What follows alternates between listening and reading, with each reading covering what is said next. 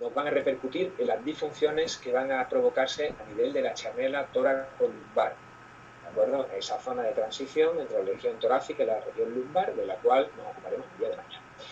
Importantísimo, importantísimo, pues entender y alcanzar el diagnóstico correcto de las disfunciones a nivel de la región del diafragma. Esto es muy importante que nosotros lo tengamos en cuenta, no en este seminario, sino en cualquier otro seminario. Es decir, lo más importante de la osteopatía no es el tratamiento. El tratamiento es muy importante, pero lo más importante es el diagnóstico. ¿De acuerdo? Nosotros tenemos un montón de herramientas terapéuticas, muchísimas técnicas, una barbaridad de técnicas que ustedes aprendieron ya en el primer curso, otra montón de técnicas que van a ir aprendiendo en este curso y muchas más técnicas que irán aprendiendo los cursos sucesivos. Pero la importancia de la ciencia sanitaria, que es la osteopatía, se basa en el diagnóstico correcto. Si nosotros establecemos un diagnóstico correcto, nosotros podremos establecer unas buenas técnicas terapéuticas. Si no establecemos un diagnóstico correcto, no vamos a poder establecer las técnicas terapéuticas más aconsejadas en función de la estructura que esté manifestando la sintomatología y los signos clínicos. ¿De acuerdo? Por lo tanto, lo más importante, lo que nuestro concepto osteopático, a lo que nuestro razonamiento osteopático nos lleva, siempre va a ser a ese diagnóstico. Y, por supuesto, pues el objetivo de este seminario también va a ser que ustedes adquieran una serie de destrezas. No, lógicamente, lo van a hacer en este día, sino que ustedes estas destrezas pues las adquirirán cuando se complete el resto del seminario, que será en la parte presencial. ¿De acuerdo? Con lo cual, ahí es donde nosotros vamos a ver las técnicas que ustedes van a ver en la parte presencial, para que las entiendan las bases fisiológicas que tienen, pero la práctica entre ustedes, por supuesto, será luego en la parte presencial, que ya la realizarán ustedes in situ con el profesor que les corresponde. ¿De acuerdo? Y por eso serán los objetivos que nosotros nos vamos a marcar con este seminario, los objetivos que concretamente nos vamos a marcar a nivel osteopático. Bien, vamos a empezar, si ustedes no tienen ninguna pregunta, si no quieren que comentemos nada, pues vamos a empezar, si a ustedes les parece bien, por lo que sería la anatomía del diafragma. Y esto es importante que ustedes lo entiendan. El señor Steele,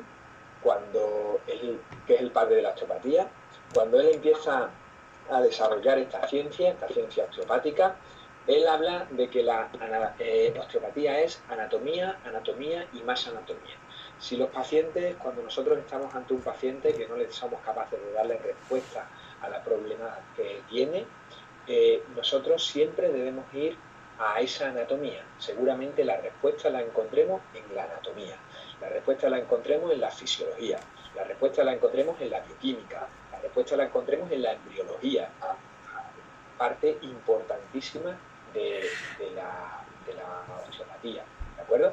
Pero sí tenemos que hacer una diferencia con respecto a lo que ustedes, igual que yo, en su día, nos impartieron en nuestra carrera o en nuestra formación de fisioterapia. Y es que nosotros no somos anatomistas, no utilizamos la anatomía desde un punto de vista descriptivo. Nosotros vamos a utilizar la anatomía desde un punto de vista clínico, desde un punto de vista para llegar a ese razonamiento osteopático y para después poderle dar al paciente esa respuesta terapéutica. Es decir, cuando yo empiezo a hablar de anatomía, que es como empiezo todos los seminarios que imparto, sea de la estructura que sea, yo siempre empezamos a hablar de la anatomía desde el punto de vista clínico, ¿de acuerdo? Para que tengamos ese concepto mental desde primera hora. Nosotros no vamos a describir una estructura, eso lo podemos encontrar en cualquier libro de anatomía descriptiva o en cualquier aula de anatomía. Siempre tenemos que ir a intentar entender la anatomía desde el punto de vista clínico para darle respuesta al paciente, ¿vale? A la persona que tenemos delante. Bien, pues una vez hecha esta aclaración, vamos a pasar a lo que sería la anatomía del diafragma. Mira, y antes de empezar a hablar de secciones del diafragma, tenemos que entender varias cositas con respecto al diafragma, ¿de acuerdo? Mira, el diafragma es un músculo importantísimo. Gracias al diafragma estamos vivos, ¿vale? Si el diafragma no existiera, nosotros moriríamos. ¿Por qué? Porque no podríamos respirar, porque el músculo de la respiración es el diafragma. Ustedes me podrán decir, no, José Antonio, los escalenos, no, José Antonio, el pectoral menor, no, José Antonio, los intercostales internos. Todos esos músculos que yo he nombrado son músculos respiratorios, pero son músculos accesorios a la respiración. El músculo respiratorio por excelencia es el músculo diafragma. Es decir, si el diafragma no funciona, nosotros necesitaríamos un respirador artificial. Y la prueba la tienen ustedes en aquellos pacientes que tienen una sección medular por encima de C3, que es donde se encuentra el nervio frénico, que es el encargado de inervar el diafragma. Ya veremos que el diafragma va a tener una inervación somática y va a tener una inervación también con características vegetativas, ¿de acuerdo? Bien, pero es importante que nosotros entendamos eso. Es importante que nosotros entendamos que el diafragma es el músculo de la respiración. Nosotros cada vez que valoremos la respiración del paciente, nosotros cada vez que valoremos la caja torácica, estamos valorando la funcionalidad del diafragma. Entonces, eso ya lo hace especial. Es un músculo estriado, ¿de acuerdo? No es un músculo liso, es un músculo estriado. Y es un músculo estriado que está en continuo funcionamiento, ¿vale? Es de los pocos músculos estriados, por no decir el único, ¿de acuerdo? Junto con el pericardio, junto con el miocardio, perdón, que va a estar continuamente funcionando, ¿de acuerdo? Músculo estriado de inervación somática, es el único músculo estriado de inervación somática que está continuamente funcionando. Esto lo hace ya muy especial. ¿Por qué? Porque no se puede cansar. Tiene que estar en continuo funcionamiento, porque si estamos diciendo que es el músculo de la respiración, si en el momento que el diafragma deja de funcionar, pues nosotros dejamos de respirar. Y en el momento que nosotros dejemos de respirar, pues automáticamente nos moriríamos en cuestión de unos minutos, porque no se produciría la oxigenación de los tejidos. Con lo cual, es un músculo estriado que no descansa, ¿de acuerdo? Eso ya lo hace especial. Eso es gracias a su funcionamiento. El diafragma funciona como un músculo multigástrico. ¿Qué quiere decir eso? Que funciona, y eso lo hace especial, como de una forma conjunta cuando necesitamos una respiración importante, cuando necesitamos un volumen respiratorio importante, pero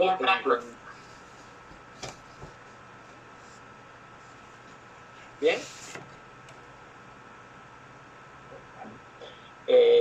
Bien, digo que el funcionamiento del diafragma en el volumen corriente, que es el volumen respiratorio, el volumen de aire que nosotros tomamos en cada una de las respiraciones que utilizamos normalmente, en el volumen corriente, el comportamiento del diafragma es como un músculo multigástrico, es decir, no se contrae el diafragma en su totalidad, se va contrayendo en partes.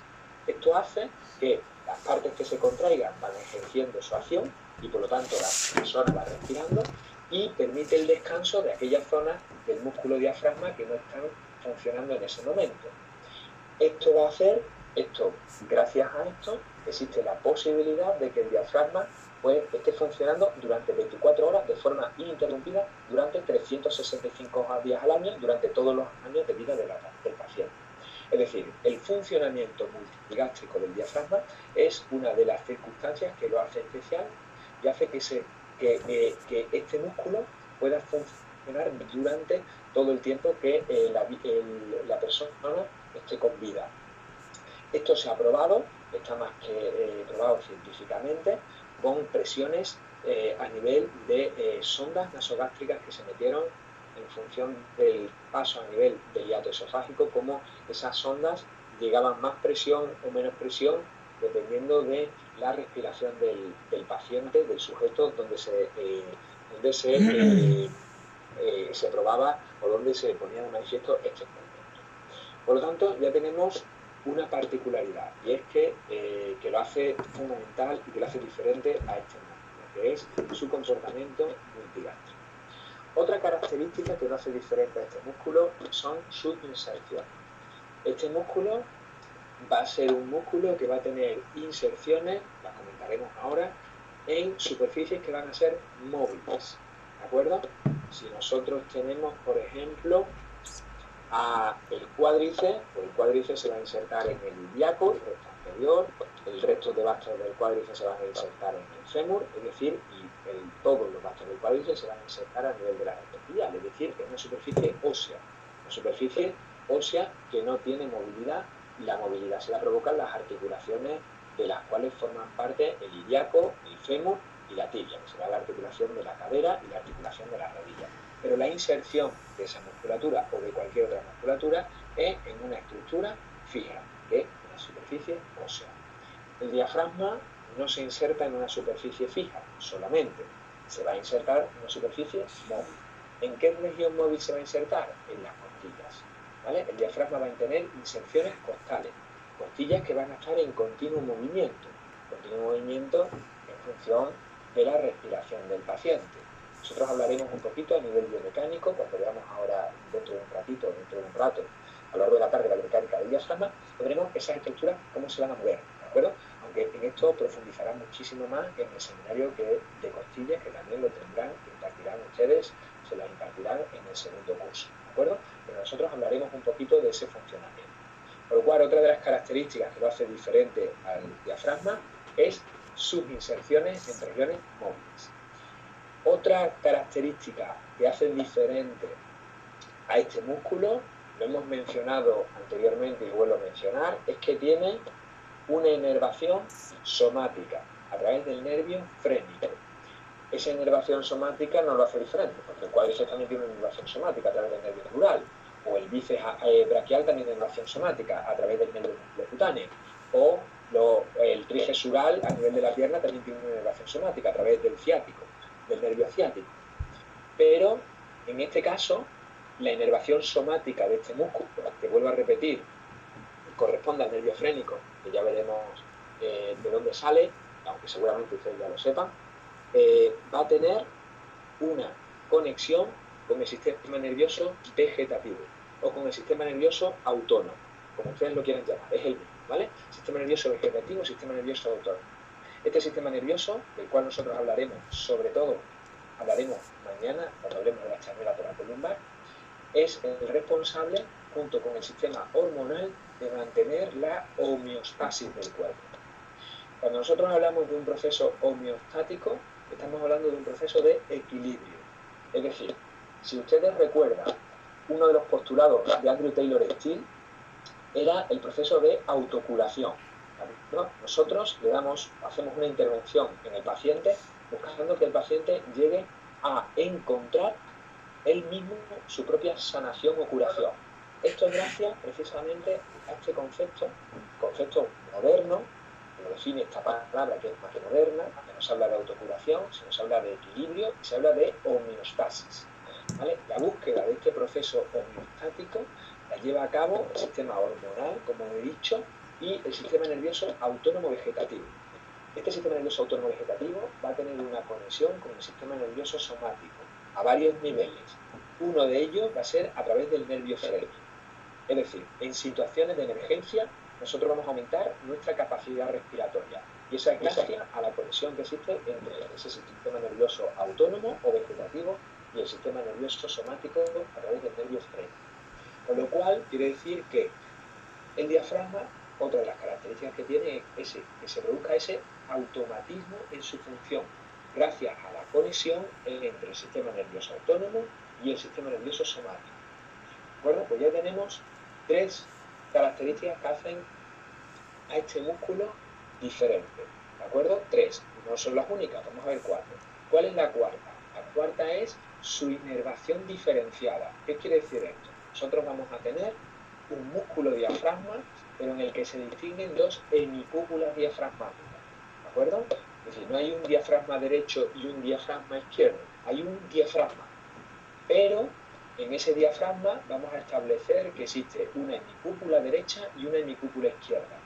Eso es gracias a que este músculo va a tener su porción tendinosa, al contrario que la mayoría de los músculos, en la región central, concretamente lo que se denomina el centro frénico. Por lo tanto, ese centro frénico hace que se divida al diafragma en dos hemicúpulas. Una hemicúpula izquierda y una hemicúpula derecha. Esas dos hemicúpulas van a estar inervadas por dos nervios diferentes. Por un lado vamos a tener la hemicúpula izquierda inervada por el nervio frénico izquierdo y la hemicúpula derecha por el nervio frénico derecho. Aunque tendremos que decir que en recientes estudios se ha demostrado que se comparten fibras nerviosas del nervio frénico derecho al nervio frénico izquierdo y viceversa. Gracias a eso, que es un mecanismo de defensa, hace que si se produjera cualquier tipo de compresión en este nervio frénico derecho o izquierdo, la hemicúpula de ese lado pueda seguir funcionando. No va a funcionar al mismo nivel que funcionaría si no existe ese proceso compresivo, o ese proceso en el cual habría una sección del nervio. Estaríamos hablando de un problema propiamente nervioso, como puede ser una neuraplasia, una sonomesia, una neuromesia, ¿de acuerdo? Pero sí es un mecanismo de defensa que haría que el músculo actuara de una manera eficaz, no de la forma más eficaz posible, ni de la forma más eficiente posible, pero sí de una forma eficaz para que la persona pudiera seguir respirando. Bien, bueno, esas cuatro características que hemos dicho del diafragma, ahora vamos a volver a repetir, es lo que hacen a este músculo diferente. Vuelvo a repetir. Primera característica es que el comportamiento del diafragma es como el de un músculo multigástrico, ¿de acuerdo? Es decir, un músculo formado por diferentes vientres musculares. Ese es el comportamiento, aunque en su estructura la vamos a definir ahora, ¿de acuerdo? Pero el comportamiento, vuelvo a repetir, es como un músculo multigástrico. El comportamiento. Eso hace que el diafragma no se canse y esté actuando durante las 24 horas del día.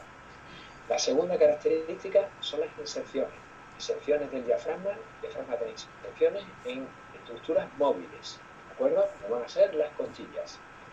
Otra de las características de este músculo que lo hace diferente es el automatismo, es decir, la conexión del sistema nervioso somático, la inervación del músculo diafragma, con el sistema nervioso vegetativo, con el sistema nervioso autónomo, ¿de acuerdo?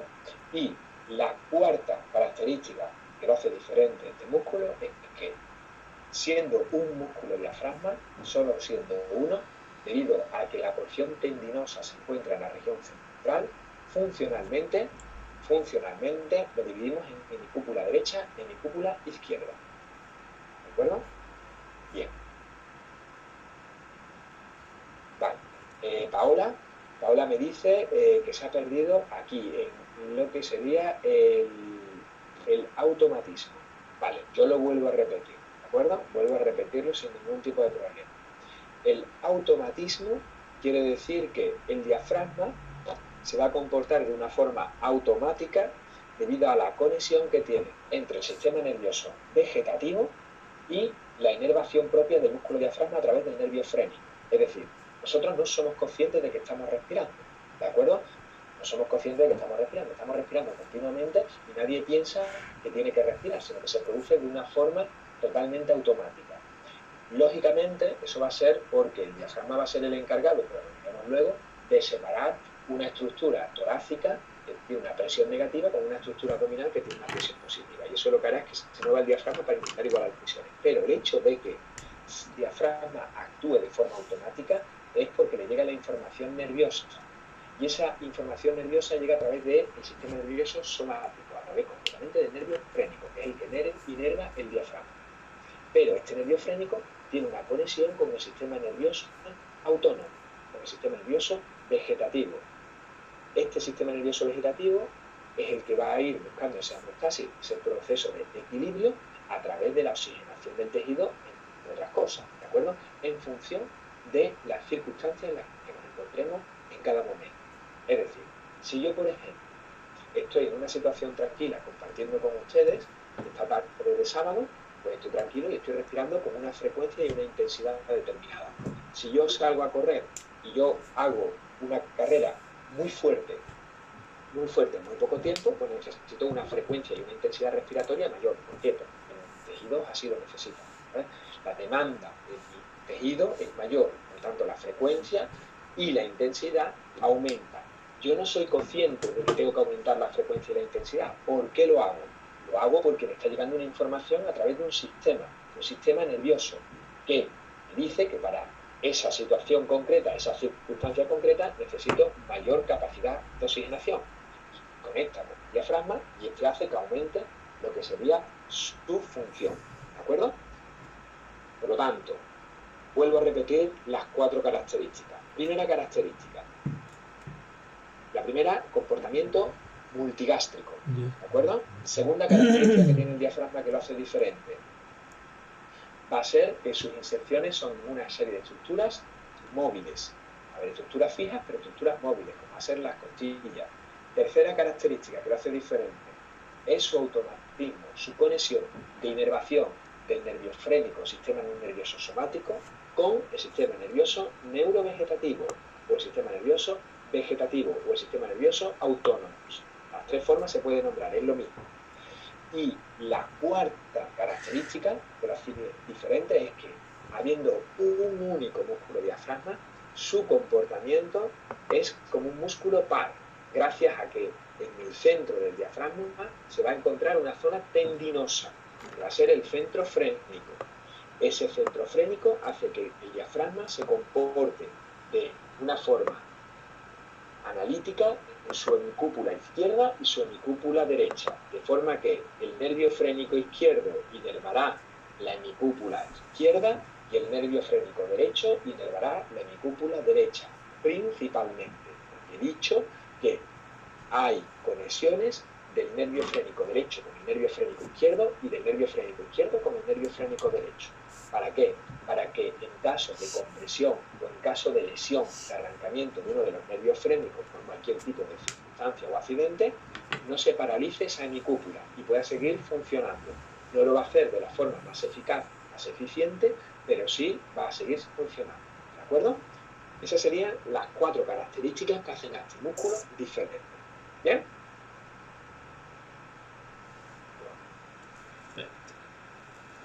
Perfecto. Bueno, pues vamos a continuar entonces. Vamos a continuar, si os parece. Y vamos a continuar con la descripción propia anatómica de la región diafragmática. ¿De acuerdo? Teniendo en cuenta siempre esa importancia clínica. ¿De acuerdo? Siempre yo voy a empezar a describir el diafragma y vamos a ir diciendo secuencias clínicas. Mirad.